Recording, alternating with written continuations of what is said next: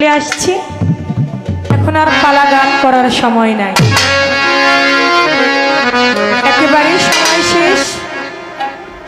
দরবার থেকেও নির্দেশ আসলো পালা বন্ধ, শুধু ভাব বিচ্ছেদ গান হবে। তো আমি চেষ্টা করছি, আমি আমার মন থেকে মন নিয়ে দু একটি বিচ্ছেদ গান রাখার জন্য। ধন্যবাদ।